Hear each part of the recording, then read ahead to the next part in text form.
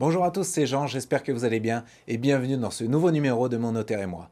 Vous le savez, c'est votre rendez-vous privilégié avec la Chambre des notaires. Aujourd'hui, j'ai le plaisir d'accueillir Maître Séverine Girardon, notaire à Tarare, qui est ici pour nous présenter la nouvelle loi de finances 2024. Alors bonjour Maître. Bonjour Jean.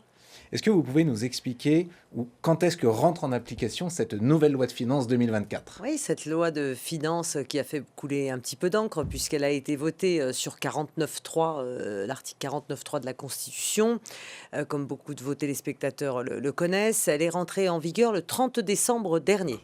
Alors la grande question que tout le monde se pose, c'est est-ce que ça nous concerne tous, les lois de Ah finances? oui, ça nous concerne tous d'une manière ou d'une autre, soit parce que on a des revenus qui sont imposables ou pas, justement, et pour savoir si on est imposable ou pas, ben, il faut s'en référer au texte de la loi de finances, mais aussi parce que ça peut aller des aspects du crédit d'impôt pour l'emploi d'une personne à domicile, garde des enfants, mais aussi également l'installation de bornes de rechargement électrique pour son véhicule à la maison.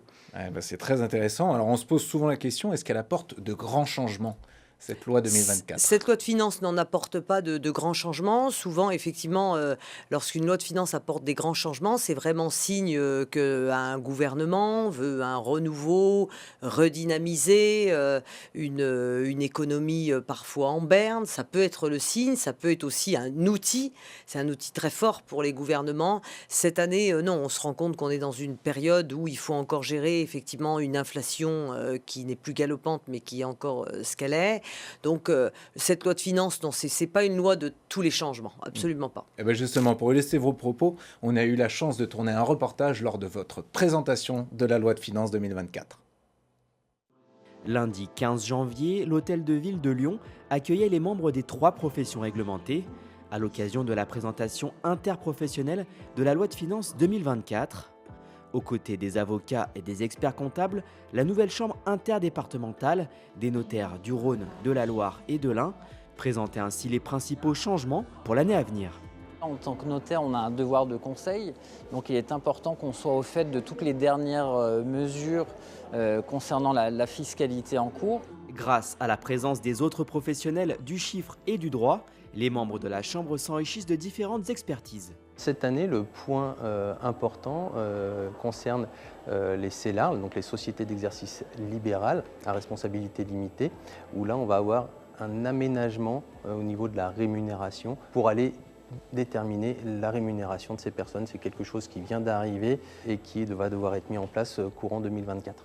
Un abattement aussi à retenir et exceptionnel pour la transmission de fonds de commerce. Des précisions qui ont été faites sur la transmission d'entreprise avec l'exonération de 75% des droits de mutation à titre gratuit, dite Pacte Dutreil. Donc voilà un certain nombre de mesures qui sont venues se préciser et confirmer ce qui était déjà ou surtout proroger des dispositifs. Cette présentation tripartite fait également sens car les 3 professions ont l'habitude de travailler conjointement sur certains dossiers. Nous avons des professions complémentaires où on a un accompagnement juridique et fiscal de nos clients dans leur dossier. Donc c'est pour ça qu'il est important de travailler ensemble. Ça nous permet d'avoir au niveau de notre exercice un regard extérieur sur les textes et donc c'est très performant par rapport aux conseils qu'on doit donner aux clients. Alors comme on a pu le voir dans le reportage, il y a quand même des modifications qui arrivent.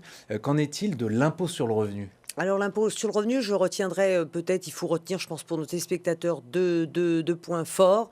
D'abord la revalorisation du barème qui tient compte ni plus ni moins de l'inflation, hein, c'est absolument pas un gros bouleversement. Et puis nous avons également un grand principe qui sera adopté à partir de septembre 2025, une modification sur le prélèvement à la source, c'est-à-dire qu'actuellement nous avions le principe lorsque nous étions en couple du taux unique. Et maintenant, le principe, ça sera un taux individualisé pour chacun. Ah, donc ça, c'est un grand changement.